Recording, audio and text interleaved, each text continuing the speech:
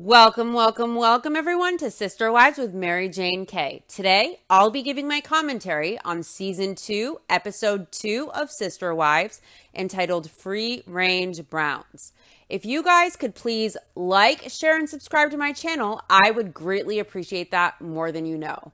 And if you are uncomfortable with the notifications, all you have to do to remedy that is click on the bell icon to adjust the level of notifications you receive. If you can subscribe, I'd really appreciate it. I would really love to have a community tab for polls and discussion topics. And as the channel grows, I might want to do some live panels as well, where viewers can come up and share their thoughts and interact in the live chat. But I'd want to know a general consensus of when the interested viewers are available, and I'll have to plan ahead to be available as well. So a community tab is helpful for that. I know I could always do that spontaneously when I have time, but I want the viewers who are interested in engaging in the live chat or sharing their thoughts are able to participate if they want to down the road when that time comes. Anyways, let's get into this episode of Sister Wives. The episode starts with Cody and the wives on the confessional couch. Cody explains, "We just went public by announcing to the whole world on national television that we are polygamists. I don't understand all of this worry unless this was filmed around season 1, because at this point, all of season 1 was already out, and maybe more people heard of them through the Today Show appearance, but I think people were already pretty familiar unless this part of season 2 was filmed before season 1 was put out. I think, in my opinion, that Cody wants to drum up drama so they can justify the move and make it dramatic and make Americans feel bad that they can't live. They want to live under the family structure they want to live under without the fear of persecution or prosecution. Of course, in Utah, bigamy was illegal and it still is. But if they are going public and they're flaunting it, and they're throwing it in the face of law enforcement, of course, law enforcement will look very irresponsible if they don't open some type of investigation. But I also don't believe that the Browns were under any type of legitimate serious threat. If anything, it would have been a light sentence and a slap on the wrist. I doubt they would legitimately jail Cody and all the mothers and put all of his 17 kids in foster care when there were no signs of anything abusive going on. I really don't think it would be more than a fine and a slap on the wrist. If there was any jail time, it would maybe have been a very light jail sentence, and I doubt that. Cody wants to make a big deal and advocate and get people's emotions stirred up to support them and support legalization of polygamy, and he did it in a manipulative way by exaggerating a threat for TV and for drama, and he was trying to prey on people's emotions, like, how can this family not live in peace in America? I've already discussed my stance that we have to allow people to live as they want and structure their family as they like, without fear of prosecution. And I feel legalization will allow women more resources and more abuse might be brought forward, and the woman would have more legal recourse and protection if they weren't living secretly hidden away in fear. Even though it isn't a lifestyle I would deem healthy or that I would ever choose for myself or advocate for, I think that Cody, in trying to advocate despite trying to distinguish his brand of polygamy as healthy and beneficial and different from those other polygamists, has proven any way you slice it, it is inherently complicated and toxic and unhealthy and cruel. But I also believe live and let live. And if grown adults consent for faith or lifestyle reasons, it's not the government's place to prohibit polygamy legally. I understand that consent is not consent if you're indoctrinated in something and you know nothing else and you feel you must live away without having the knowledge and maturity and foresight to understand the implications of what you are signing up for without knowing real life or the real world. But you have to give people the right to live as they wish, provided they are of age and they think they want to live away. The government should not dictate a family structure. And the hiding and the living in the shadows makes that structure, which is already inherently very complicated and I think more prone to abusive situations, even more conducive to an abusive environment. If polygamy is lived openly and legally, the child brides and the welfare fraud and abuse will be brought to light and it will be in the open. And a lot of the women and some of the men who are victims of this lifestyle will have more legal recourse and more resources, and they will have a leg to stand on and access to counseling and a lot of legal help and medical care. And they might be more willing to use law enforcement when needed. They won't fear it. That's just my opinion. And again, I am not advocating for this as a healthy lifestyle. I do believe that there are less toxic examples of a polygamous dynamic, I'm sure, and perhaps there are more equitable dynamics in other families, but because of the inherent complications and struggles that come with the lifestyle, I would never consider it healthy or beneficial for anyone involved. But I'm sure that there are other polygamous patriarchs who do live polygamy in a healthier, fairer way to the extent that it is even possible, because inherently I don't believe that polygamy is a fair and healthy lifestyle, but it is still could be done in a less toxic way than Cody Brown has displayed it to the world. Okay, rant over.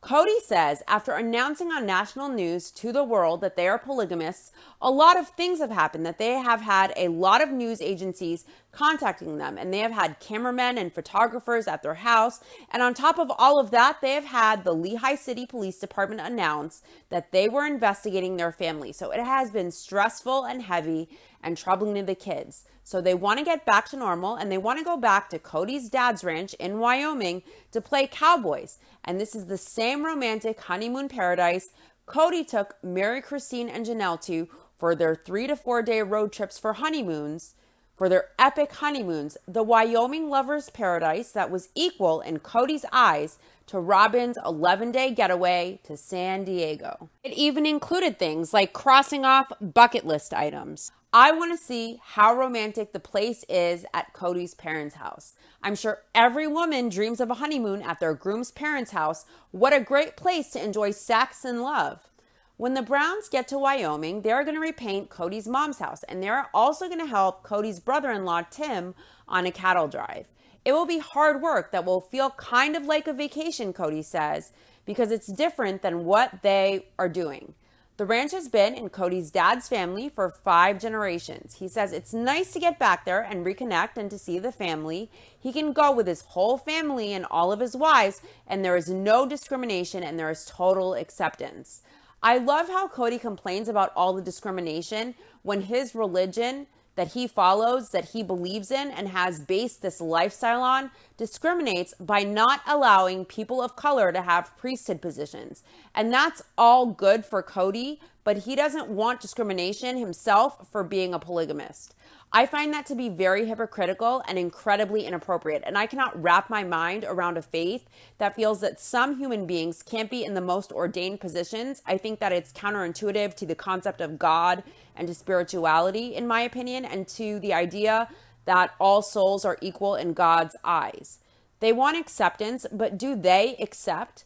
How are they accepting and giving acceptance and expecting it back, knowing they believe in a faith and they have centered their whole family structure around a faith that doesn't allow certain human beings to be leaders of the faith based on how they look? When I discovered that, it blew my fucking mind completely. Christine explains the kids have tons of cousins at the ranch, so they love to go play. Mary says they have 18 of the Browns heading to the ranch today, and Cody and Janelle and Hunter will be coming up tomorrow. Christine sees Mary's pile of stuff and she lets her know that's tons of stuff, and she would hope Mary has a different outfit for every day. And Mary informs Christine she not only has one different outfit for every day, she has 3 different outfits per day. Janelle is leaving for work and everyone is leaving for the ranch. So Janelle couldn't get away, so she is working one more day and then she'll go up. And here she gives another benefit of the lifestyle, the mandatory plug for polygamy we find in every episode. She says it's kind of nice because she has people who can get her kids there and they can start their vacation and she can join them later. Janelle explains every summer her kids go up to Wyoming. Logan and Hunter go every summer to the ranch, so it's like going home for them. Robin chimes in that our kids have never been to the ranch before, but they are used to Montana where they used to live and they love outdoor activities and playing and getting dirty, even though they are now city kids. Christine is explaining to Janelle and Cody's son Hunter that they will be ready to go about the same time as Hunter has to go to football practice.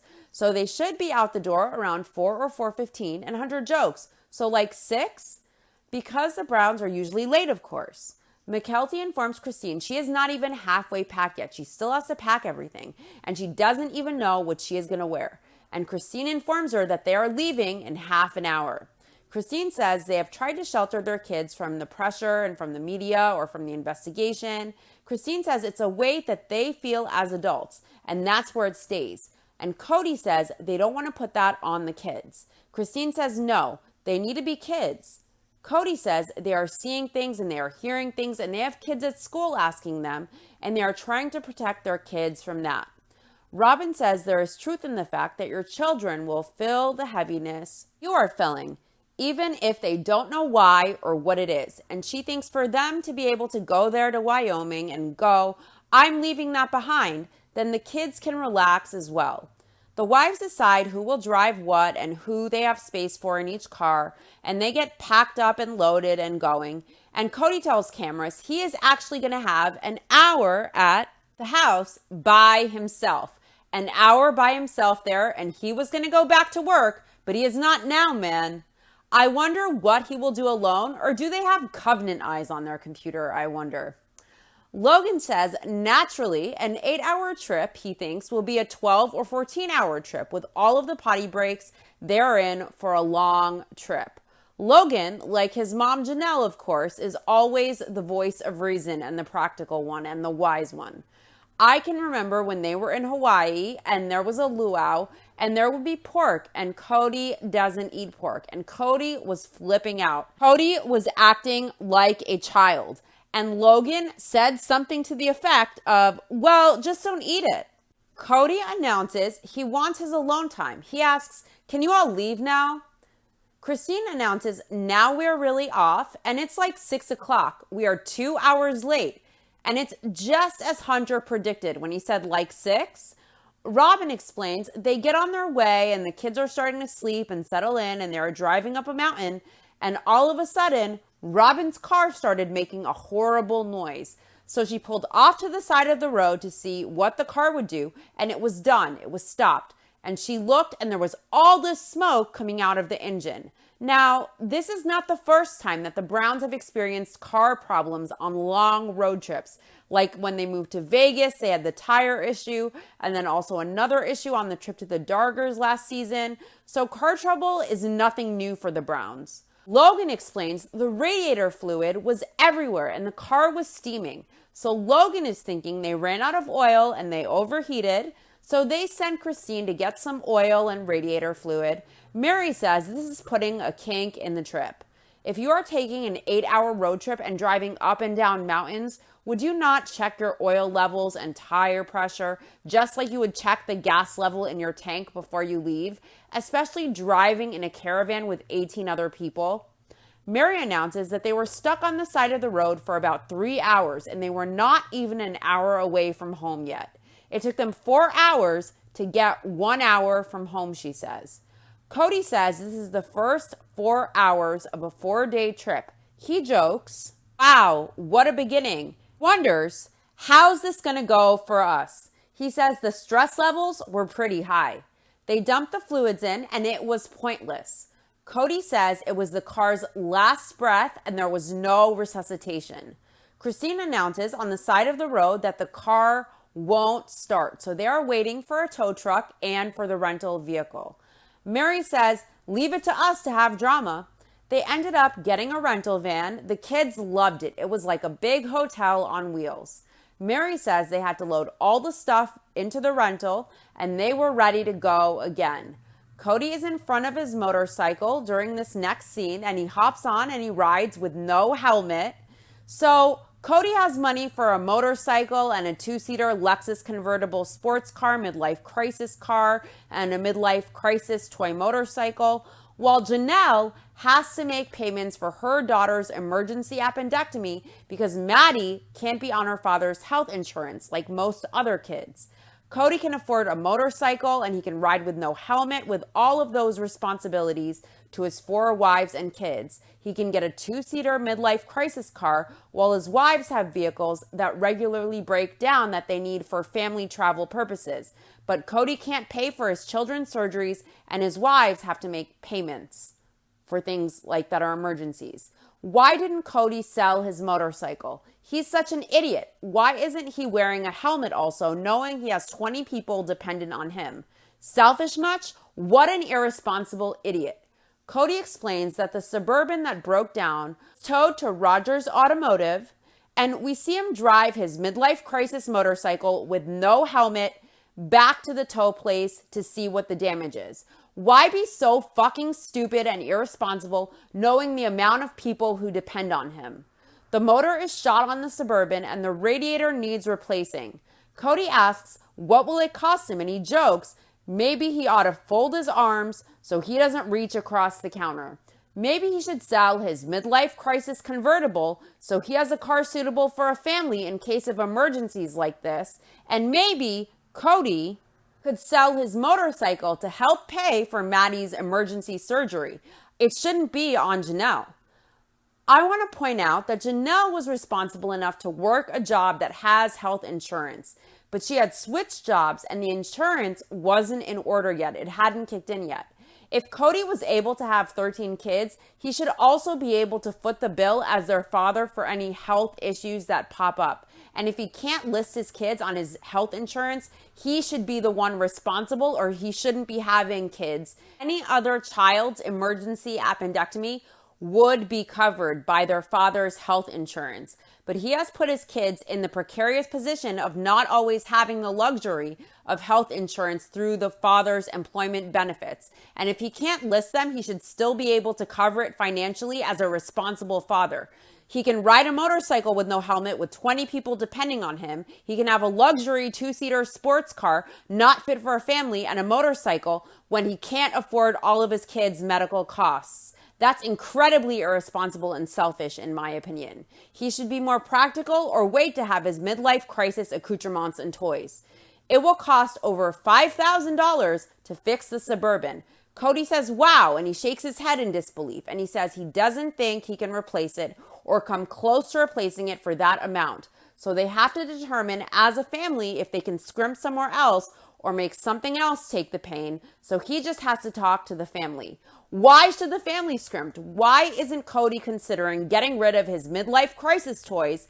He would rather the family scrimp than he scrimp so he can keep his toys because he is selfish and his ego and status symbols that scream, look at me, mean more to him than the family having to forego things as a whole. So rather than Cody doing the obvious and him taking the sacrifice of scrimping and sacrificing his motorcycle and precious sports car and God knows what else, he wants the family to scrimp as a whole. This is used car salesman level gross, and Cody will sell it to the family as we all have to have less in the budget next month. For the family to have this car, it's for us.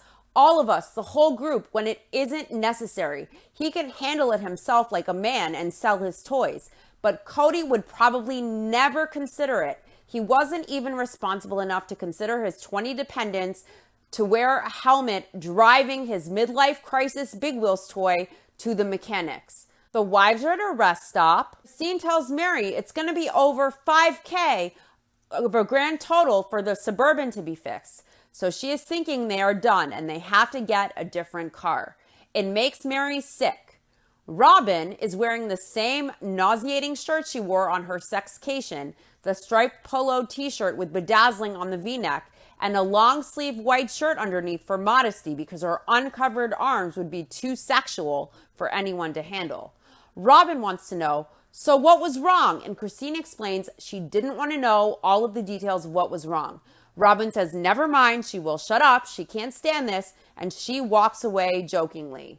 The family stops at a vista or viewpoint, and Mary tells Robin she needs to know one of the important things on every trip to Wyoming is to stop at Red Canyon for a photo.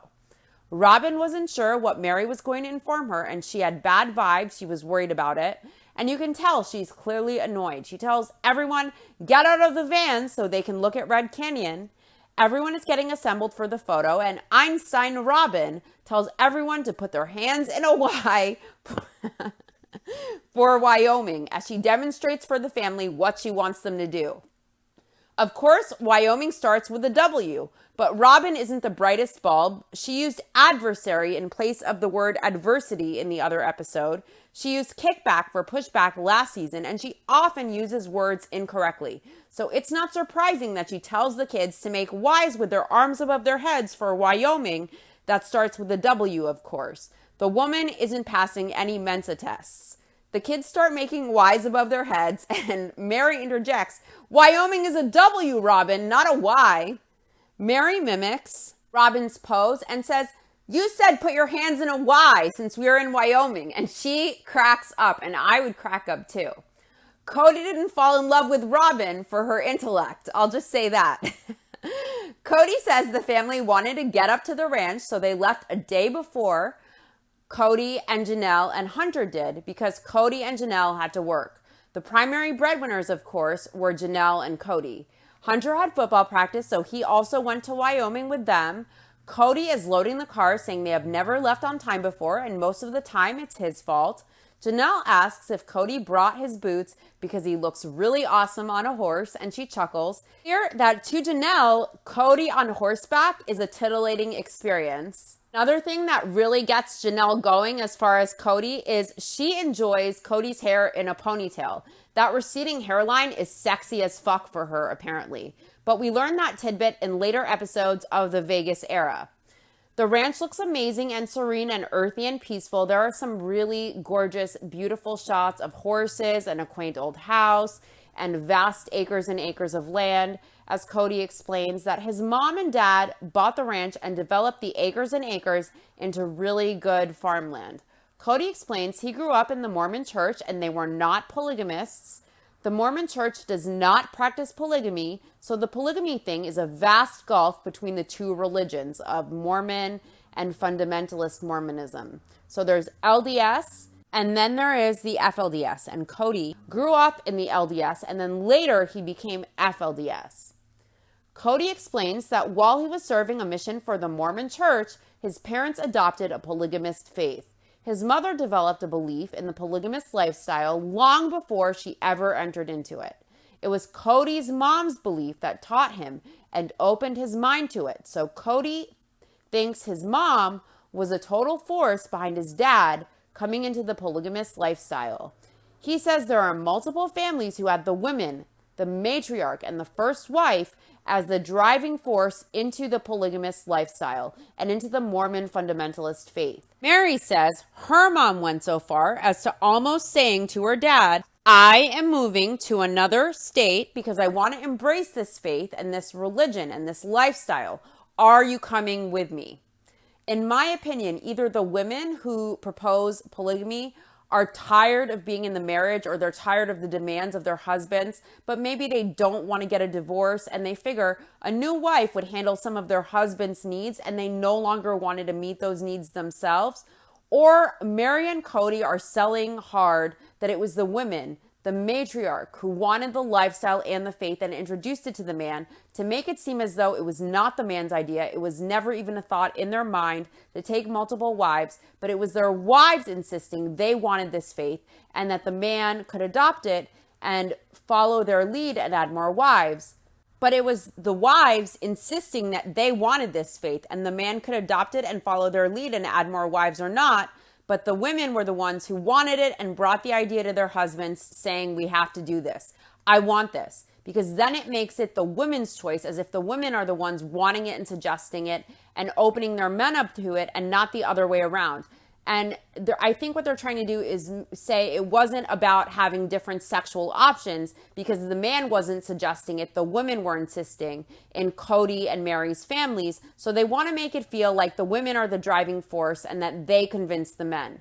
Maybe occasionally, like very rarely that happens, but I doubt it's the norm. And if it happens, in my opinion, it's because the women don't want as much responsibility with sex and the household, and they don't want to leave the marriage necessarily, but maybe they want a little bit of space. So maybe they don't mind another woman coming in, and the faith can lift that burden for them, and they don't mind it because it unburdens them after so many years of marriage and demands. But that's just my opinion.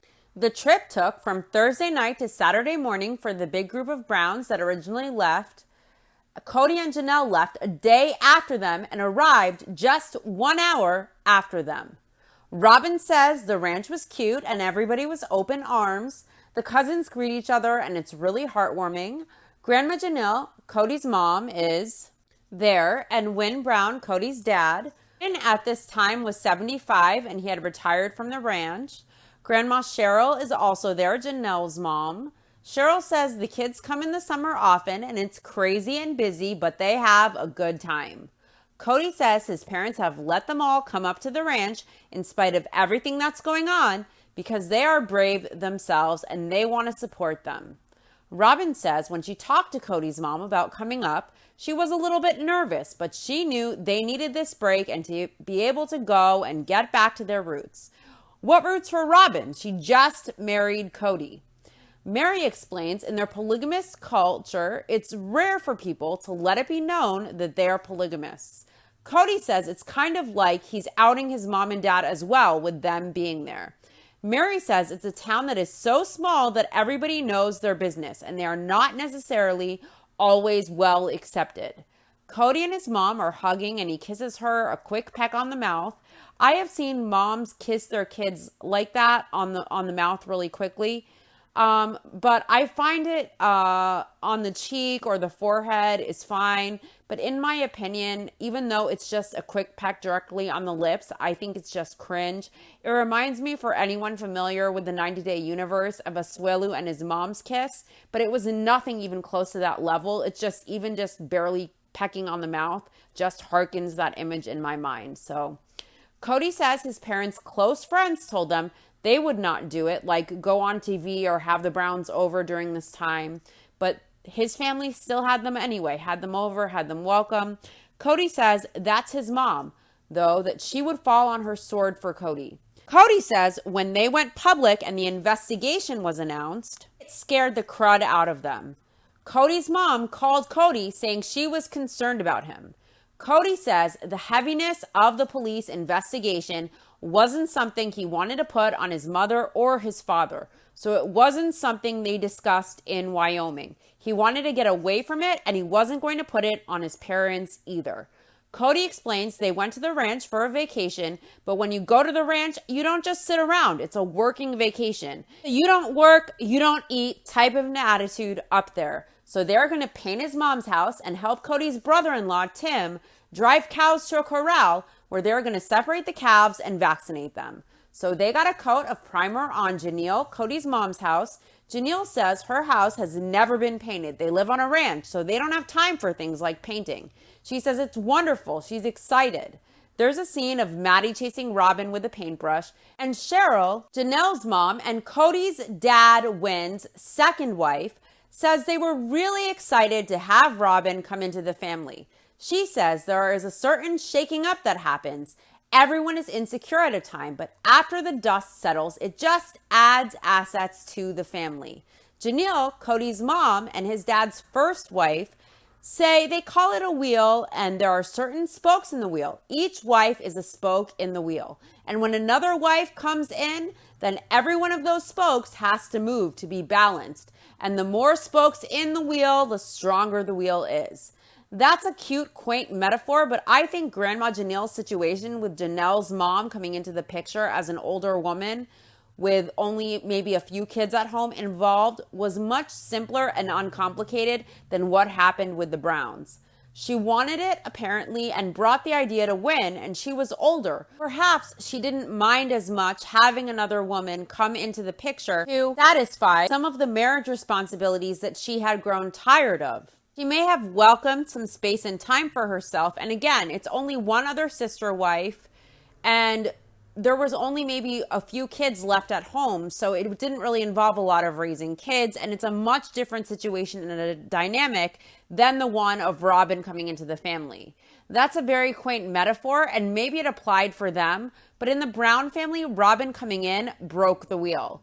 Christine left. The older kids don't even talk to Cody, and Cody says shit like his wives are obstacles to his goals. That wheel is bent and broken to bits and pieces, and that car can't even crawl any longer like the Suburban sitting at the mechanics. What did Christine suggest? She'd have to buy a brand new car, she said. And guess what? She did. She divorced Cody and got herself a new wheel and a new car. And she seems lighter and happier and freer than she ever was, because she made her own damn wheel. This next scene irritated me always since I first ever saw it. Everyone is eating breakfast, and Grandma Janelle has her wrapped up breakfast burrito that hasn't even been opened. And Cody has his arm around her, and before Grandma Janelle even gets to unwrap it and get a bite, without even asking permission, Cody takes her food and unwraps it and says, "Here is the funny thing about a mother. What's hers is mine and what's mine is mine." He says, "She will give me anything she has got." He announces, "This is my mom's breakfast." And he takes a bite out of the burrito he unwrapped before his mom even got a bite. He says, "She's so sweet."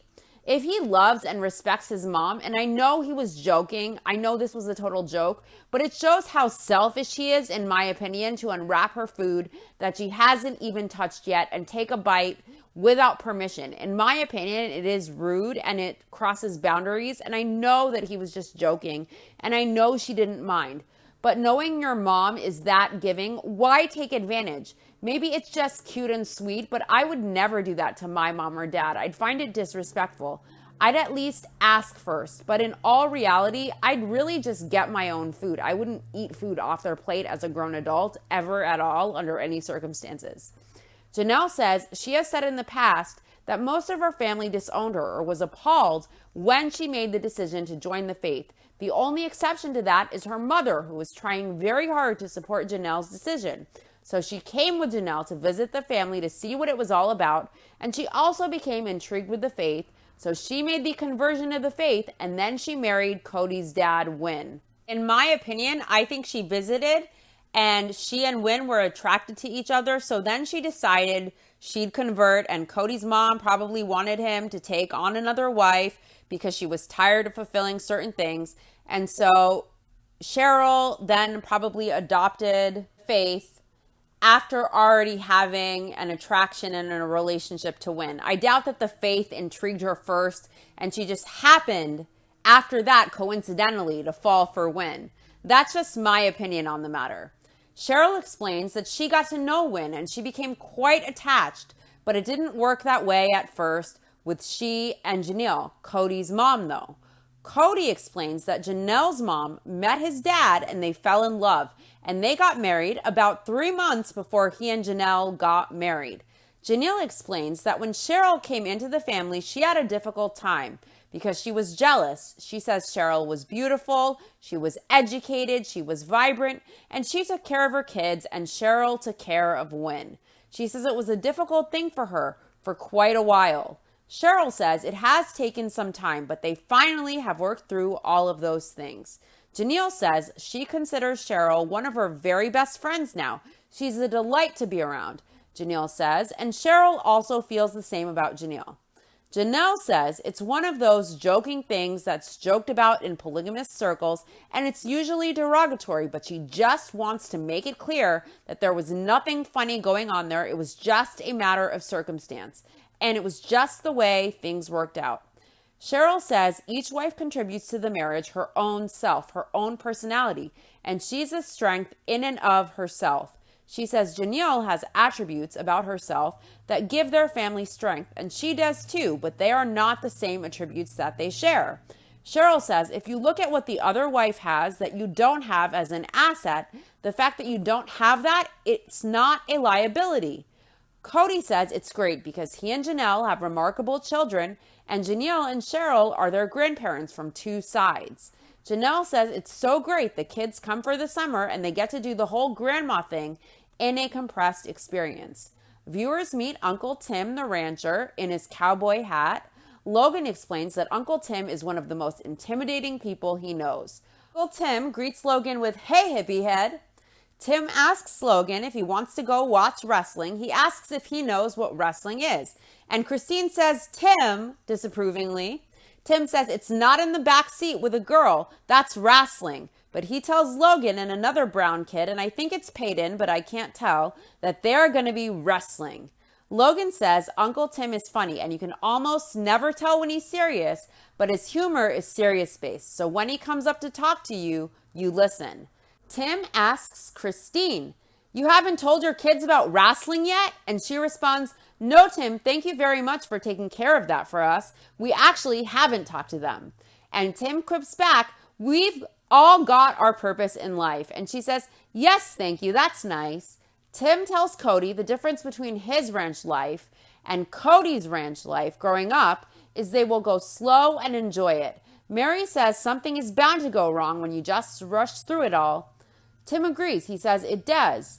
Cows go through fences or get stuck in ditches or kids fall off horses or break arms. Tim says they don't scream at cows. They don't hit cows. They're nice to cows. Cody explains that Tim's new style of managing animals was, let's take it easy and the humans and the animals don't get too stressed out. Janelle says Tim wasn't going to stress the animals out. All the Browns saddle up the horses at the main ranch house and then they load the horses into trailers and they drive them out to the pasture where the cattle are grazing, and that's where they start the cattle drive. Janelle explains a cattle drive is essentially them all getting on horses or on foot and they move the cows on the ground from one place to another. Cody gets on a horse and he says it's like riding a bike, and if she bucks, you try and jump off before you're thrown. All the older kids are on horseback and Christine has never seen the kids ride before, like Logan or Hunter and Maddie, and they are totally in their element and Christine had no idea. Janelle says every summer, her sons, Logan and Hunter, spend most of the summer in Wyoming, but it's been a long time since Mary or Christine's kids have been to the ranch, and this is the first time for Robin's kids.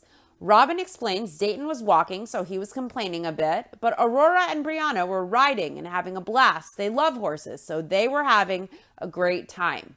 Cody explains because the terrain is so rough, you have pastures separated by a 1/4 mile of rocks and sagebrush and rough terrain, and there are gullies, so you have to drive the cattle with horses. Halfway through the cattle drive, Peyton wanted to get on a horse, and Christine warned him it would be rough, but Peyton told his mom he's experienced at horseback riding. Christine says he got on the horse and he looked good up there, and he told her that he was experienced. And Christine asks, what experience has he had? And Mary says she thinks some of the kids are just natural with it because it must be in their blood. Christine says seeing Logan and Hunter in their element, she had no idea why they liked it so much going to the ranch every summer. But seeing them on the horses, she was in awe because they look good on horses, and she understood why they like going to the ranch every summer, and now Christine wants her kids to go too. Janelle says the whole place is around 20 acres and there's a main road where the houses are, and they are each a 1/4 mile apart. So each of the houses are a 1/4 mile apart. Janelle and Cheryl were cooking at Cheryl's house, and Cheryl explains about cooking for the whole group that they have learned to buy things that don't spoil in large quantities because then she knows she always has something and Janelle has something, and they trade back and forth whoever needs it. Cheryl says what she appreciates about the kids is they will eat just about anything she puts in front of them. Her only problem is fixing enough. Janelle explains that Cheryl and Janelle have this tremendous companionship, so they are never alone. And Cody says as long as the two of them are alive, they will never experience true loneliness unless they are away from each other. Sadly, as we know, this past season, Grandma Cheryl did pass away. May she rest in peace. And I know, sadly, Cody's father, Wynn, also passed. And I wonder if Grandma Janelle lives in Flagstaff now. I'm sure she isn't alone. She seems like a very sweet, adorable, selfless woman. Janelle says, as Cody's dad is getting older, and Robin chimes in here, and she says, it looks like maybe they will outlast him. And that might be true, but I found it really odd and insensitive of her to say. It was very insensitive and morbid to try and make predictions like that. Janelle says she thinks there's probably a safe bet that they will outlast Wynn. Janelle says she sees in her mom and Janelle's relationship, which she has here with her sister wives. Janelle thinks that their relationships would continue should something happen, God forbid, to Cody. But she doesn't want to think about that because they are still too young. From life, I've learned you really never know, and age has nothing to do with when it's your time, and anything can happen at any moment, regardless of age. Janelle says her sister-wives' relationships are separate from her relationship with Cody. They function separately, and Robin chimes in, yeah, they do. They have to. Has Janelle phoned Robin back, having a closer relationship with her as sister wives? Robin told Janelle she wants to be closer to her as her sister wife, and Janelle, understandably so, told Robin she will think about it. I wonder if Robin got that call yet. Tim was instructing Mary on how the vaccinations would work and where she will be, and she accidentally stepped in shit. Mary explains that one of the horses was acting up and they told the kids not to ride it, but Mckelty tried to ride it anyways. And Maddie came running to warn them that Mckelty was taking off on the unruly horse. A few minutes later, they saw Mckelty's horse come running back, sans Mckelty. Cody saw Mckelty take off on the horse and the horse's head go down between Mckelty's legs, and Mckelty came flying up in the air and she fell to the side and came down on her hip, and Cody didn't know if something was broken. And she is on the ground screaming and crying, writhing in pain because she got on the unruly horse he was warned not to ride. Cody has the horse and he runs to Mckelty, who is screaming on the ground. Cody says he is concerned because she's in so much pain, and he saw her come off of the horse. He had her roll to her knees, and Cody barely touches her back, and she screams in pain, and she tells him not to touch it. He helps Mckelty to stand up because he says if her body is broken, the pain will come before she stands. So if she moves her own body and they aren't forcing it, Cody thinks it's okay. Cody holds Mckelty up. He tries to get her to walk, and she has a huge red bruise on her back. And Cody says he has to get on the unruly horse before it becomes a problem. Cody explains that immediately after Mckelty is thrown off of the horse, it's very important that the horse be taught that it can't get away with being naughty, or the horse will know it can do this again and get away with it. Gwendolyn wants to get on the horse and be on the horse, and Cody tells her to back away and not get near the horse. He is on the horse. Christine explains that Cheryl is a nurse, and so Cheryl is going to assess Mckelty and her back and her ankle because Mckelty is having a very hard time putting any pressure on it. Christine drives Mckelty back to Cheryl's house. Cheryl didn't feel like anything was broken after assessing her, but she felt there was something out of alignment from the jar of falling off of the horse, and there was probably a pinched nerve causing pain. And Cheryl says, as a nurse, she isn't a diagnostician, but she felt Mckelty needed to go get an adjustment to get back in alignment. So Christine is driving Mckelty to the chiropractor. Isabel asks Grandma Cheryl, who is preparing food, and Isabel is in the house with her, if Mckelty came in the house, and Cheryl explains that Mckelty was hurting, so she stayed in the car. Isabel asks if Grandpa lives there with Cheryl, and Cheryl explains sometimes, and she asks if Grandpa is married to her, and she says yes. Isabel asks, and Grandma Janelle, and Cheryl answers yes, he's also married to Grandma Janelle. Isabel asks, so he lives at 2 houses, here and at Grandma Janelle's?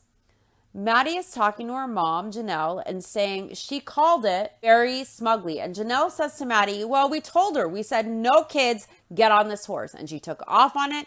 And not only did she take off on it, but she took off far away on it. And Maddie asks again, did you hear me call it? Maddie says she said Mckelty would get bucked off. Janelle says we told her and she decided to disobey. So Janelle says it's a very hard way to learn. Maddie exclaims, I want to say I told you so bad to the cameras, but I'm not. And she walks away and she has a huge smile on her face.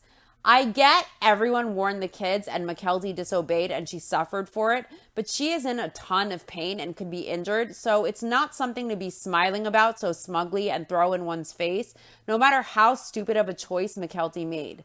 I feel like Maddie thinks she's superior to Mckelty and Mckelty did something stupid and paid the price and is in pain. Why is Maddie feeling superior about it and smiling while her sister is in pain? I felt like with Maddie's wedding, everyone was so thrilled, and Mckelty got a lot of doubt and pushback from her family with Tony when she wanted to get married, like she is the underestimated black sheep of the family, and she may be stubborn and wild, and she may even make bad choices as a result of her stubbornness. But she doesn't necessarily deserve this type of attitude from her family, and I think everyone in the family has it, not just with the horse situation, but even with her getting married and her choice of partner. And I'm by no means a huge Tony fan, but she got different attitudes and standards from the family when she wanted to marry Tony than Maddie did, as if she is less capable, and that's not cool.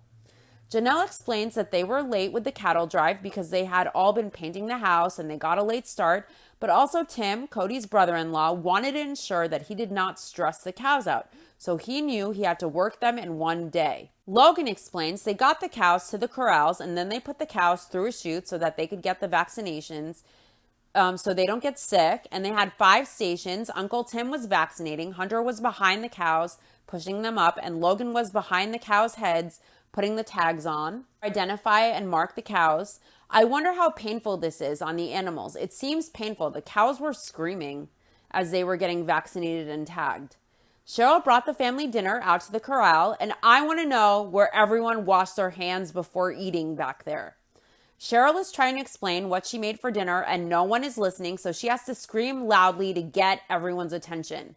Mary explains that Grandma Cheryl is usually so quiet and laid back, and she was trying to explain the dinner and nobody was paying attention to her. So finally she yelled, and as Mary is explaining, Robin is looking down and she looks pissed with her hands in her lap. As everyone is eating by a fire on the ground, Christine pulls up with a limping Mckelty. She didn't break anything, but her hip came out of place. Mckelty says Maddie kept telling her not to get on that horse, that it was untrained at only 5 years old, and she got on the horse regardless to prove Maddie wrong. Really didn't work out trying to prove her sister wrong. In confessional, Maddie says she called it, so she walked over, and Mckelty was really hurt, so she didn't say anything. But when Mckelty got back from the chiropractor, Maddie told her, "I told you so." Hunter had a fun day. Peyton says cows are annoying. Cody explains that there are 21 people in the family and they won't all fit in one little farmhouse. So Robin stayed with Cody's mom to get to know her better. And Janelle stayed with her mom and with her kids in the house with her. Some of Christine's kids stayed at the ranch, but she and Mary got hotel rooms in town. The next day, the Browns raked leaves for Janelle, and then they got the 16 kids to finish painting Grandma Janelle's house. Janelle thinks it's wonderful. All the grandkids and daughters-in-law are helping paint her house, and she says she doesn't have a paintbrush, so she can't do it, and that's fine. She'll just be the boss. Christine is happy to be able to help paint Janelle's house because she has done a lot of good for others, and she's a great lady, so being able to paint for her and help her out is a cool thing. Janelle says one of the things Christine told Janelle and Cheryl is that she has siblings that could not acknowledge their father in public, and she did not want that for her own family, and so Cody wanted to come out of hiding, and so that's what they've decided to do. Janelle says they had an opportunity to tell the world about their lifestyle, and it took a lot of courage. Janelle says she tried to hide her lifestyle for a long time, and it's no good. It doesn't work because you aren't being honest. She says they wanted to be honest with the world, and they have been. The whole confessional scene, Grandma Cheryl is just looking down, and she looks heavy in her expression. So I wonder if she agrees with her daughter going public or not. Robin says there is something really great about going home to your roots. It just kind of grounds you. She says, you know, when you've been up in the clouds, your head, with all of these crazy things going on in your life, it's nice to just get rooted and go, oh, okay, I remember who I am.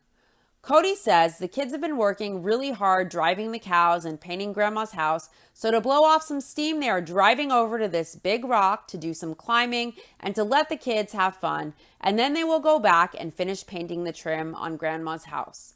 The kids are all climbing and Brianna starts joining in. Robin is screaming, "Brianna, stop! Brianna, stop!" Cody tells Robin she'll be fine, and Robin yells, "Cody!"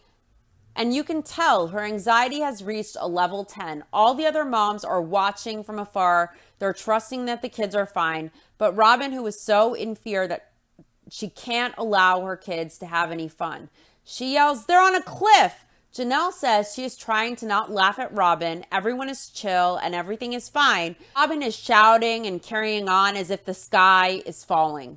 Robin says she doesn't think her kids are safe and it scares her. She's shouting at Aurora next, "Sit down!" She says it's all steep and it sounds like, she says, slickery. Again, the word is wrong. It's slippery, of course, but I rewound it a few times. She says slickery. And she says, and all they have to do is take one wrong step and they are down the hill. Everything is doom and gloom and paranoia with Robin and anxiety, level 10 all the time. Aurora explains that her mom loves them very much, so she wants them to be protected. She doesn't want them to get hurt. All the kids are up there walking around and the parents feel fine, but she doesn't. And as all the kids are having fun, she is shouting to her kids and saying it's dangerous, not allowing them to enjoy the experience as much as the other brown kids. To always fear and shout and worry about impending doom probably causes a hell of a lot of unnecessary fear and worry and anxiety in her kids. If the parents aren't calm and they see that their mom is afraid all the time, they will feel like they have to be afraid. I bet they all have major anxiety as a result of Robin, in my opinion. Robin says she is always watching out, saying, "You be nice, you be nice, you be nice, you stop, that she's always refereeing. And these guys, referring to the other sister wives, are like, "Unless you are bleeding, don't come tell me." And Robin says she was like, "Oh my gosh," regarding that parenting attitude. Maybe that is why the brown kids are all independent and mature and responsible and developed and confident and reliable and capable, while her adult kids are still all living at home. They seem immature for their ages and a little bit underdeveloped, and they seem very anxious constantly. All of Robin's adult kids are still living at home, still are not fully independent and responsible and mature, fully functioning adults. And I think that has something to do with the different parenting styles and expectations and the levels of faith and confidence that the other brown moms show in their kids versus Robin. And also the other brown moms are less up and down emotionally, and they're more stable and secure in general. So their kids can develop with confidence and know that their moms have faith in them, whereas Robin's anxiety would probably provoke fear and doubt in their kids and less stability, and they would feel as if their mom doesn't have as much faith in them. And she can coddle her kids, but in the real world, they won't be coddled. So I think the parenting styles are very dependent on how successful and functional the brown kids are as adults, in my opinion. I think we see a huge difference between the adult brown kids of Christine, Mary, and Janelle and those of Robin, who still live at home and don't have fully independent lives yet. Christine says she is more casual than Robin as far as a parenting style. And her attitude is, what? Kids will get hurt. They will have broken arms. Janelle explains they won't put their kids in bodily harm, but there's a certain amount of physical confidence that comes from experimenting with your body on riding horses and jumping things and climbing things. Janelle says they're always watching. They care about their kids being safe. Janelle has Logan go up and look after Savannah on the rock, making sure she is safe. And Maddie explains the older kids look after the little kids to keep an eye out and make sure that they aren't getting hurt. She says there's always an older kid with a little kid when they are climbing rocks. Mariah says they let the little kids learn from themselves with supervision. Maddie explains if they do something stupid, they're going to learn for it, like Mckelty, referring to her big fall off a horse, of course. Cody tells his wives how to climb, and he got them up on top of the rock, and he explains when you get up there, you can see out forever. And he points out his dad's ranch, and it's like being on top of the world. Janelle says that it was really fun for the kids to go and just blow off steam and climb the rocks. Cody explains they're here in Booneyville. They don't have to be public figures right now. Janelle says she sees the end of the vacation coming, and she knows she has to shoulder that again, so there's a melancholy for her. Cody thinks the kids had a wonderful experience. Mary thinks it was good for the kids, and the grandmas love having all of the kids around. Cody's excited to get his mom's reaction on painting the house. Robin hopes she loves it. Christine hopes she cries. Christine says it's always a good thing, right? Only if it's happy tears. And from my experience in life, if you cry, more often than not, it will unfortunately be sad tears or frustrated tears. But this time for Grandma Janelle, I'd say they'd be happy tears. Painting that house was a labor of love, and I'm sure she appreciated it, and the house looked beautiful. Cheryl and Janelle are now walking to see the surprise, and Cheryl says it's been fun and nice to have the family up there. Janelle agrees. She says 18 years they have been sister wives. Cheryl jokes, we've been sister wives through the thick and thin. And Janelle says, yes, through the thick and thin, and they laugh. I hope Janelle and Christine are close like this when they are 80. I think that would be so adorable and heartwarming. Janelle tells Cheryl it's been since she has quit work that they have gotten a lot closer. Cheryl agrees because she says the hours she had didn't allow them to have much time together. So they walk back to see the finished painted house, and all the Browns are sitting on the lawn. Janelle is thrilled, and they all do a group hug. Janelle says the house shines like it has a halo around it. She says that's what it does. It shines, and it really does look beautiful. Janelle looks ecstatic, and I've never seen Cody smile so brightly. And he has one arm around his mom and one arm around Mary, and it's really a very sweet and heartwarming moment. I wish that Cody could look at the Cody of this season, mask off, the Cody of now, and go back to some of that for the sake of his beautiful kids and for Janelle and Mary who are left before he loses them too with his behavior. That does it for this episode. Thanks so much for tuning in. Please like, subscribe, and comment your thoughts down below in the comment box. You guys know I love to hear from you. If you're watching on YouTube, I love to hear all of your thoughts. Thanks so much for watching. I'll see you guys next week for season 2, episode 3, The Price of Polygamy, and hopefully also for the next installment of Book Club. And that will be on chapter 1, perhaps also on chapter 2, depending on the length. I'll see you guys soon. Bye.